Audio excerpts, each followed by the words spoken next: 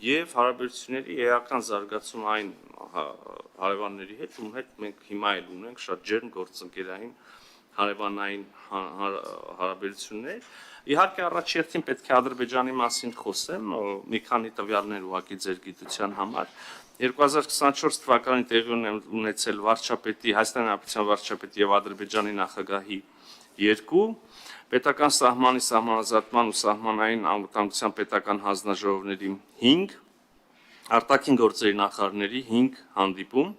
Հայաստանի եւ Ադրբեջանի միջև բանակցություններն ըստ էության ընթացել են երկկողմ ձևաչափով, բայց արդյոք ուզում եմ օգտվել եւ երախտագիտություն հայտնել բոլոր այն երկրներին, կողմերին, ովքեր պատրաստակամություն են շարունակաբար հայտնել հյուրընկալել մեր հանդիպումները, կազմակերպել այդ հանդիպումները։ 2024 թվականի առանցքային իրադարձությունը Հայաստան-Ադրբեջան պետական սահմանի սահմանազատման գործընթացի մեկնարկն էր, ինչը երկու երկրների անկախության պատմության մեջ տեղի ունենում առաջին անգամ։ Ապրիլ-մայիս ամիսներին Հայաստանի Տավուշի մարզի եւ Ադրբեջանի Ղազախի շրջանի հայտնի հատվածում իրականացվեց պետական սահմանի շուրջ 12.7 կիլոմետր հատվածի սահմանազատում սահմանագծում։ Օգոստոսին ստորագրվեց երկու երկրների համապատասխան սահմանային հանձնաժողովների միջև աշխատանքների ուրեմն համատեղ գործունեության մասին կանոնակարգը, որը համապատասխան ներպետական ընթացակարգերով ավերացվեց, եւ ես համոզված եմ, որ սա երկու երկրների միջև սահմանի սահմանազատման գործընթացը ակնհայտորեն դնում է արդեն ինստիտուցիոնալ հիմքի վրա, աշխատանքները շարունակվել են եւ այս պահին էլ շարունակվում են ընթացիկ տարում 2025 թվականին։ Գիտեք, որ 25 թվականի հունվարի 16-ին կայացել է հանձնաժողովների 11-րդ հանդիպումը։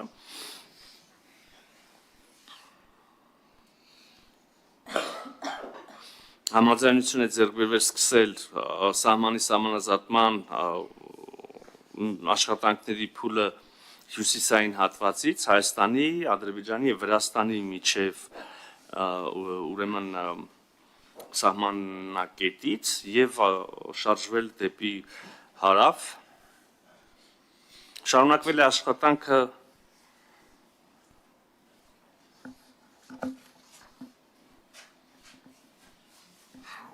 հատվածի մասին մի քիչ խոսեցինք։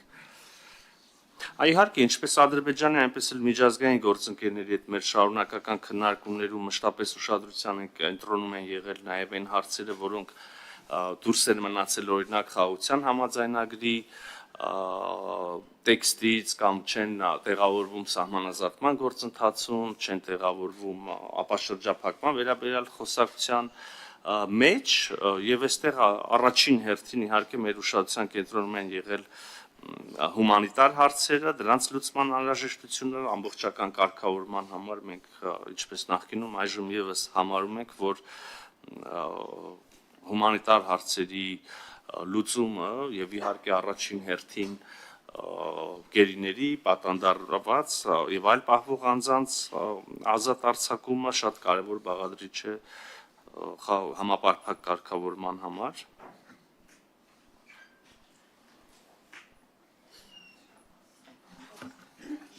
Ապաշրջափակման ուղղությամբ ուղղակի ավելացնեմ, որ մենք դեռ սպասում ենք Ադրբեջանի պաշտոնական պատասխանին, քիչ առաջ նշածս առաջարկի վերաբերյալ, կարծում ենք, որ այս առաջարկը, եթե այն իրագործվի, լիովին համապատասխանում է եւ երկու երկրների շահերին, եւ տարածաշրջանային երկրների շահերին, եւ ավելի նույնիսկ տարածաշրջանից դուրս գտնվող երկրներին, սա մեր մոտեցումը արտացոլված է տեղյակի խաղաղության խաչմերուկ նախագծում, ուրախությամբ պետք է ուղղակի փաստենք, որ նախագիծը ավելի է հայտնի դառնում աշխարհում եւ կան բազմաթիվ երկրներ, որոնք շարունակվում են եւ այդ շարքը շարունակվում է, այս գործընթացը շարունակվում, որոնք հետաքրքրություն են ցուցաբերում խաղաղության խաչմերուկում, ողջունում են խաղաղության խաչմերուկը իրենց պլաններում կամ տեսլականներում կապում են խաղաղության խաչմերուկը իրենց վերաբերելի եւ իրենց համար կարեւոր տրանսպորտային հանգույցներին, լոգիստիկ այդ ծրագրերին Վերջին երկու օրինակ ուղղակի բերեմ, որտեղ մի քանի օրվա պատմություն է, Չինաստանում տեղ ունեցան խորհրդակցություններ Հայաստանի եւ Չինաստանի արտաքին գործերի նախարարությունների կողմից, եղավ համապատասխան արձանագրություն, հաղորդագրություն եւ այդտեղ եւս երկու կողմերը Հայաստանը եւ Չինաստանը կարեւորություն հաղորդեցին Խաղաղության խաչմերուկին։ Խաղաղության խաչմերուկը արտացոլված էր նաեւ 2 օր առաջ Հայաստանի եւ Նիդերլանդների թագավորության միջև ստորագրված ռազմավարական համագործակցության փաստաթղթի մեջ ուզում եմ ասել, որ Խաղաղության խաչմերուկ ծրագիրը շարունակում է ճանաչողություն եւ ողջույններ ձեռք բերել։ Իհարկե, երբ խոսում ենք տարածաշրջանից, երկրորդ երկիրը, որին կուզենայի ուշադրություն դարձնելով խոսել ձեր հետ այդ մասին, Թուրքիան է։ Թուրքիայի հետ մեր կարգավորման գործընթացը եւս շարունակվում է։ Առանցքային են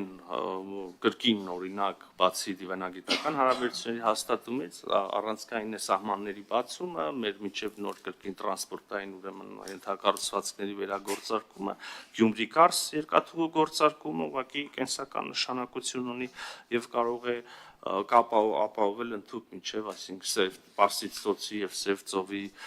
միջև ամբողջ տրանսպորտային շարժի մեջ առանցքային դեր ունենալ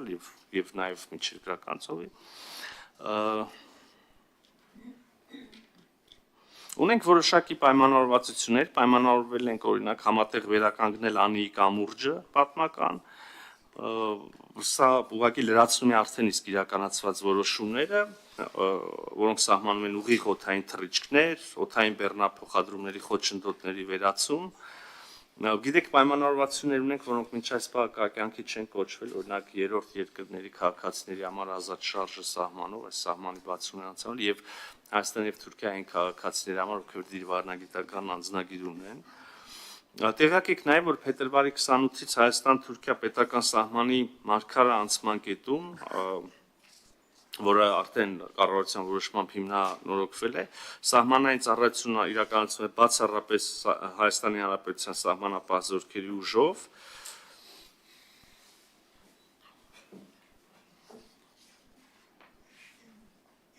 Սա իհարկե նշանակում է, որ Հայաստանի Հանրապետության սահմանահատող այդ սահմանային անցակետերը, բոլոր անցակետերը արդեն մարտի 1-ից, ընդ որում բոլոր նկատում եմ եւ գործող անցակետերը եւ չգործող, ինչպեսին օրինակ Մարգարան է, բոլոր անցակետերում ծառայություն են իրականացնում Հայաստանի Հանրապետության սահմանային զորքերը, սահմանային ծառայությունը, սա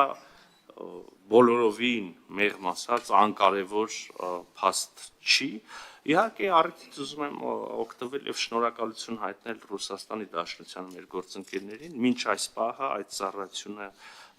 իրականացնելու համար։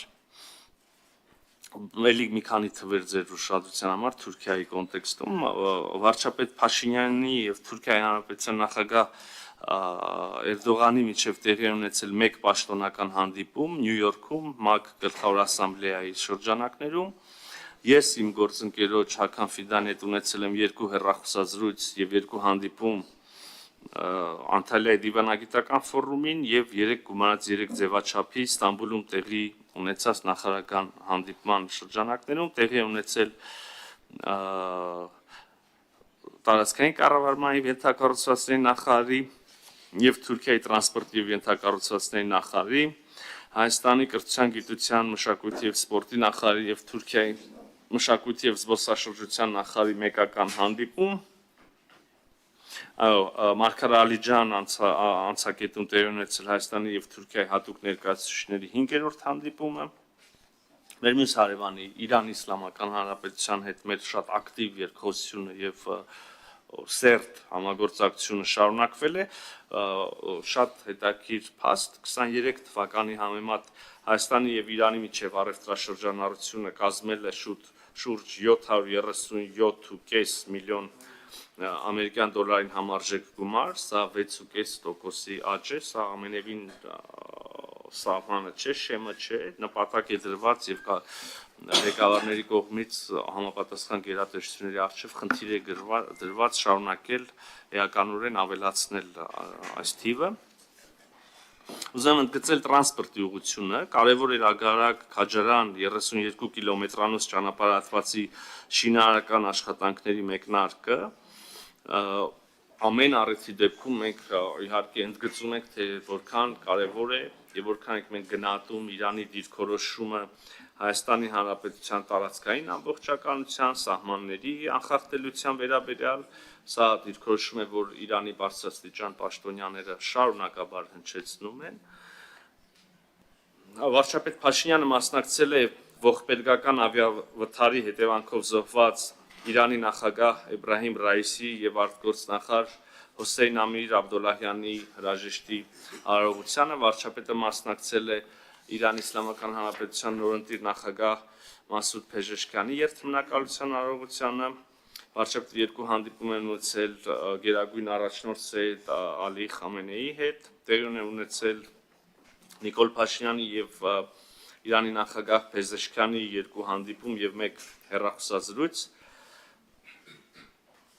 Իրանում կայացել է Հայաստանի Հանրապետության եւ Իրանի միջկառավարական համատեղ հանձնաժողովի 18-րդ նիստը։ Պաշտպանության նախարար Սուրեն Պապիկյանն է պաշտոնական այցով այցելել Իրան, ինքս երկու հանդիպում եմ ունեցել Իրանի նախարար Արաղչիի հետ, Եվրասիական միջկառավարական խորհրդի հերթականիստի շրջանակներում վարչապետի հրավերով Հայաստան է այցելել Իրանի առաջին փոխնախագահ Արեֆի գլխավորած պատվիրակությունը, ընթացիկ տարվա արդեն փետրվարին ես հնարավորություն ունեցել Ժնևում հանդիպել նախարար Արաղչիին եւ առաջիկայում եւս սպասվում են շփումներ, մենք սպասում ենք նախարար Արաղչիին մոտ ապագայում նաեւ Երևանում։ Մեր 4-րդ հարևանը, ում հետ նախորդ տարի հաստատեցինք ռազմավարական գործընկերություն Վրաստանն է, իհարկե նաև այն ժամանակ, երբ այդ փաստաթուղթը ստորագրվում էր, ընդունվում էր, մենք շեշտում էինք Հայաստանի եւ Վրաստանի հարաբերությունները ըստ էության մինչ այդ էլ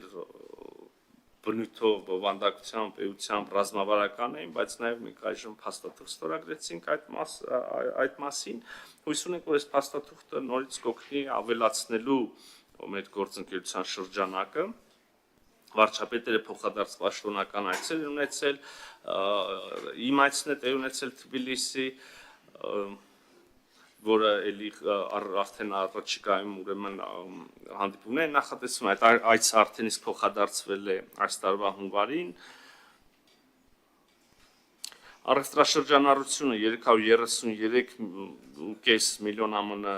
դոլարից մի փոքր ավել է, աճել է 27%-ով 23 թվականի համար, սա եւս շատ շոշափելի ուրեմն ցուցանիշ է եւ կրկին շեմը չի, սահմանը չի, տեղ կա ավելացնելու։ 24 թվականի ընթացքում պետք է նշեմ շարունակել ենք Ռուսաստանի Դաշնության հետ մեր բարձրագույն եւ բարձր մակարդակներով երկխոսությունը, տեղի ունեցել վարչապետ Փաշինյանի եւ նախագահ Պուտինի երկու հանդիպում, երկու հեռախոսազրույց, տարվել են աշխատանքներ առանձին, այդ թվում տարածաշրջանային հարցերի շուրջ միակողմանի մեկնաբանություններից խուսափելու համար տարվա վերջում նախատեսված էր իմ այցը Ռուսաստանի Դաշնություն եւ հանդիպումը շփումները իմ գործընկերոջ հետ Սերգեյ Լավրովի հետ, տեխնիկական որոշ պատճառներով այցը հետաձգվեց, բայց արդեն տեղի ունեցավ, գիտեք, այս տարվա սկզբին, հունվարի կեսերին։ Միացյալ Նահանգների այդ տարին շատ հետաքրքիր էր, զարգացումներ եղան։ Եթե կարճ, ապա Երևանում անցկացված Հայաստանի Հանրապետություն, Ամերիկայի Միացյալ Նահանգների ռազմավարական երկխոսության ամփոփիչ նիստը պետք է հիշեմ, որին հաջորդեց արդեն այս տարվա սկզբին ուրեմն Վաշինգտոնում Հայաստանի եւ Ամերիկայի Միացյալ Նահանգների միջև ռազմավարական գործընկերության մասին փաստաթղթի ստորագրումը, որը իհարկե նշանավորեց հարաբերությունների մակարդակի բարձրացումը։ Խոսվեց այն մասին, որ այս գործընկերությունը հաստատվել է եւ համաձայնեցվել է ամերիկյան նախորդ վարչակարգի հետ եւ չի շարունակվելու նոր վարչակազմի հետ, իհարկե դա այդպես չի եւ նաեւ նոր վարչակազմի ներկայացուցիչները արդեն անցումային փուլում ընդգրկված են եղել աշխատանքներում եւ հիմա կարող եք նաեւ հուսամ փաստել, որ մեր ակտիվ աշխատանքները Միացյալ Նահանգների նոր վարչակազմի, նախագահ Թրամփի, նրա թիմի ներկայացուցիչների հետ շարունակվում են։ Հիշում եք վարչապետի հանդիպումը փոխնախագահ Վենսի հետ, կա աշխատանք ուրեմն թիմի այլ ներկայացուցիչների հետ, առաջիկայում եւս կլինեն որոշակի նորություններ, իդեպ նույն ռազմավարական ուրեմն համագործակցության փաստաթղթով նախատեսված ուրեմն որոշ բաների կյանքի կոչման ուղղությամբ Եվրոպական միության հետ մեր գործընկերության խորացման մասին շատ է խոսվել, նաև ձեր օրակարգում կան դրան վերաբերող հարցեր։ Մի քանի բան հիշեցնեմ կրկին, քանի որ ամփոփում ենք 2024 թվականը։ Հուլիսին Եվրոպական միության խորհուրդը ընդունեց Հայաստանին խաղաղության եվրոպական գործիքի ներքո աջակցություն տրամադրելու եւ մուտքի արտոնագրերի ազատականացման շուրջ երկխոսության մեկնարկի վերաբերյալ որոշումներ, հատկապես վիզաների ազատականացման մասին մենք բոլորս տարիներ շարունակ խոսել ենք, ահա ունենք պաշտոնական գործընթացի ուրեմն երկխոսության մեկնարկը, կրկին որպեսզի ակնկալիքները ճիշտ ձևավորենք, սա մեկնարկն է միայն այդ երկխոսության, մենք կանենք մեր լավագույն ջանքերը կգործադրենք, որպեսզի այդ երկխոսությունը արագ, դինամիկ, հնարավորինս ընթանա, բայց պետք է հասկանանք, որ գործ ունենք գործընթացի հետ եւ այնպես չի, որ հաջորդ ամիս կունենանք արդեն արդյունքներ, սովորաբար տարիներ են տևում այս process-ները։ Խաղաղության եվրոպական գործիքի վերաբերյալ էլ ասեմ, որ սա առաջի անգամ էր, աննախադեպ էր, այս պայն էլ Եվրոպական Միացյալ Եվրոպական միությունում համապատասխան ուրեմն օղակներում քննարկվում է այս տարի եւս մեզ այդ գործիքի ներքո աջակցություն տրամադրելու հարցը։ Եվրաջաստի հետ համագործակցության համաձայնագիր ստորագրվեց, սա նորից ինստիտուցիոնալ հիմքերի վրա կդնի եւ կընդլայնի մեր համապատասխան իրավապահ համակարգերի միջև գործակցությունը։ Չափազանց կարևոր փաստ 2024 թվականին ուրեմն շարունակել է իր գործունեությունը Հայաստանի Ադրբեջան միջպետական սահմանի երկայնքով ուրեմն Եվրոպական միության քաղաքացիական մշտադիտարկման առաքելությունը 25 թվականի հունվարի 30-ին արդեն տեղյակ եք այս տարի սկզբին ուրեմն Եվրոպական միության որոշմամբ առաքելության գործունեությունը երկարացվեց եւս 2 տարով։ Եվրոպական միությունը 24-27 թվականների համար ուրեմն ներկայացրեց դիմակայունություն եւ աճ ծրագիրը, այս ծրագիրը միտված է Հայաստանի տնտեսական, էներգետիկ դիմակայունության ամրապնդմանը, ռազմավարական նշանակություն ունեցող ենթակառուցվածքների զարգացմանը, ներդրումային հոսքերի խթանմանը, հիշում եք, մենք Եվրոպական միության հետ ունենք մեր ուրեմն SEPA համաձայնագիրը, որը դեռևս ուրեմն իրականացնելու ահագին ճանապարհ ունի անցնելու, բայց այս ծրագիրը օրինակ դիմակայունություն եւ աճը գալիս է ինչ որ առումով լրացնելու, ինչ որ առումով ընդլայնելու, լայնացնելու SEPA համաձայնագիրը, կա նաեւ երրորդ փաստաթուղթը, որը քննարկվում է մեծամասամբ համաձայնեցված եւ առաջիկայում հուսամ կավարտենք աշխատանքները եւ կհանրայնացնենք Հայաստան Եվրոպական միություն նոր գործընկերության օրակարգ կոչվող փաստաթուղթը ահա այս 3 հիմնական փաստաթղթերի իհարկե SEPA-ն վավերացված բոլոր անդամ երկրների կողմից ավելի ինստիտուցիոնալ, բայց այս 3 փաստաթղթերով մենք կշարունակենք մեր համագործակցությունը Եվրոպական միության հետ Եվրոպական միության երկրներից ուզում եմ առանձնացնել անպայման ուրեմն Ֆրանսիայի հետ հարաբերությունները մենք 24 թվականի ընթացքում շարունակել ենք շատ դինամիկ խորացնել եւ ընդլայնել կայացել է վարչապետ Փաշինյանի 3 այց Ֆրանսիա եւս 3 անգամ հանդիպում է տեղ ունեցել բազմակողմ հարթակներում Ֆրանսիայի արտգործնախարարների հետ ունեցել ենք 3 հանդիպում տեղի ունեցել Ֆրանսիայի պաշտպանության նախարարի այցը Հայաստան եւ ՀՀ պաշտպանության նախարարի այցը Ֆրանսիա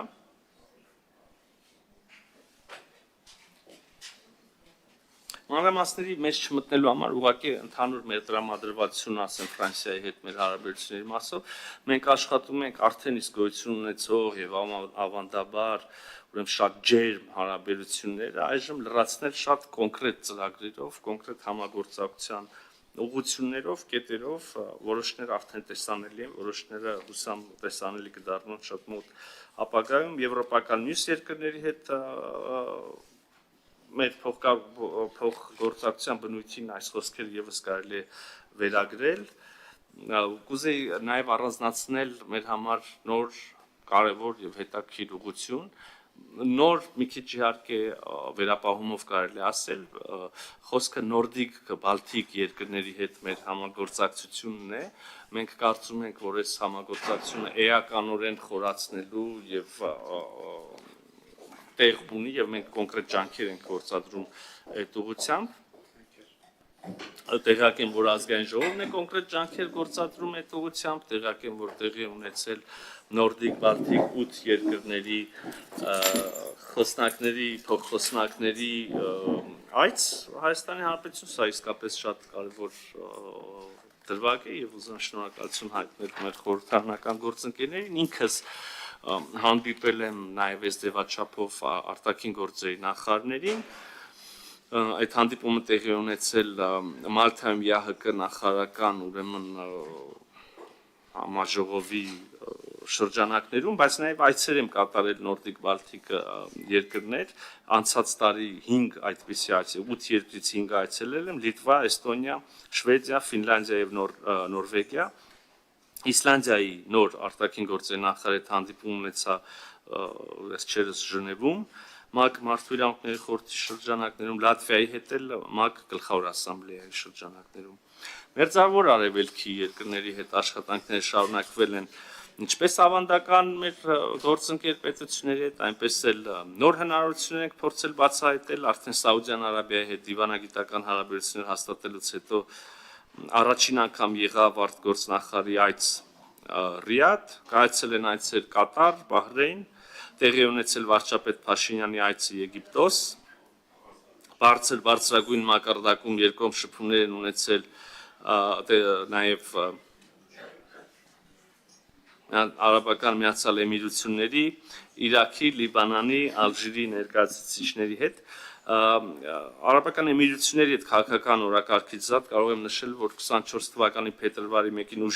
ուժի մեջ է մտել Հայաստանի եւ Էմիրությունների միջև, ուրեմն Էմիրությունների քաղաքացիների համար մուտքի արտոնագրերի այդ վիզաների պահանջի փոխադարձաբար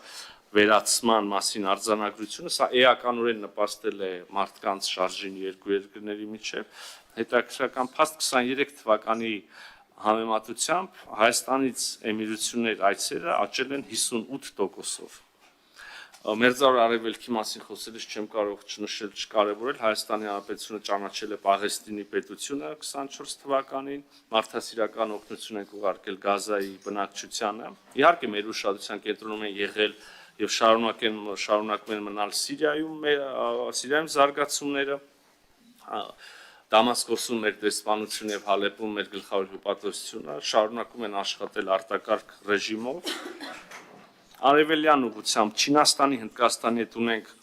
պետք է ասեմ օրեցօր զարգացող համագործակցություն, որն ընդգրկում է ինչպես ավանդական ուղղություններ ոլորտներ, այնպես էլ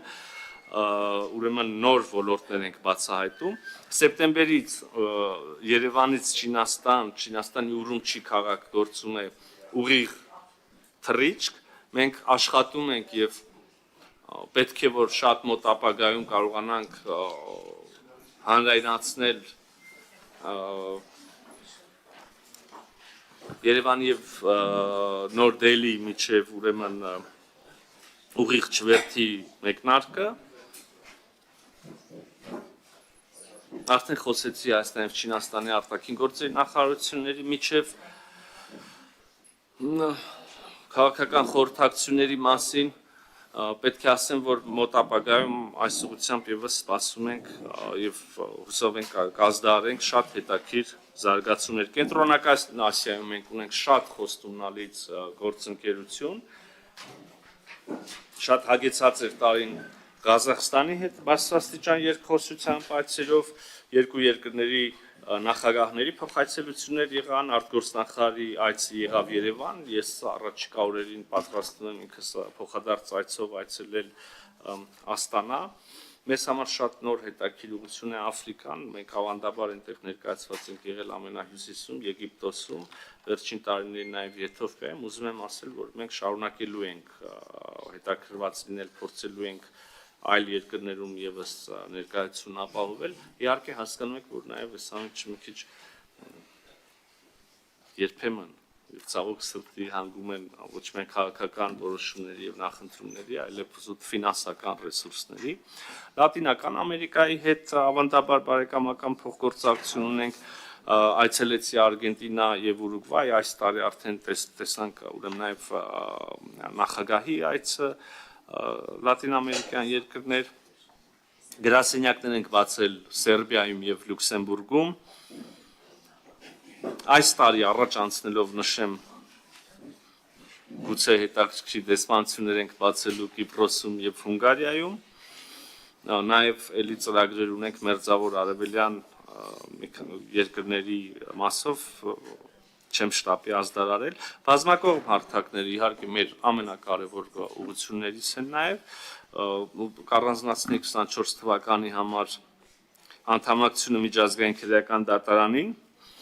Հայաստանում շատերը արդեն ուշադրություն չեն դարձնում եւ մոռացության են փորձում մատնել, բայց տեղի ունեցել միշտ չափազանց կարևոր իրադարձություն Հայաստանի համար։ Հայաստանը քվեարկությամբ ստացել է ՄԱԿ-ի կենսաբանական բազմազանության մասին կոնվենցիայի համաժողովը COP17-ը ուրեմն Երևանում անցկացնելու մասին որոշումը, COP17-ը տեղի կունենա 2026 թվականին, բայց մենք արդեն իհարկե սկսել ենք աշխատանքները այդ ուղղությամբ։ Միջոցառումներ միջազգային չափազանց կարևոր էր եւ այս տարի մենք նորից կունենանք եւ փորձելու ենք սա ավանդական դարձնել Երևանյան երկխոսությունը ցեղասպանության, ուրեմն դեմ ցեղասպանության հանցագործության 5-րդ գլոբալ ֆորումը ունեցանք Սահմանափակվեմ այսքանով, շնորհակալ եմ, հուսամ չձանձրացրեցի ձեզ հարգելի գործընկերներ։ Շնորհակալություն պարոն նախարար մանրամասն զեկույցի համար, հիմա կանցնենք հարց ու պատասխանին եւ թույլ տվեք առաջի հարցը ես տամ, պարոն նախարար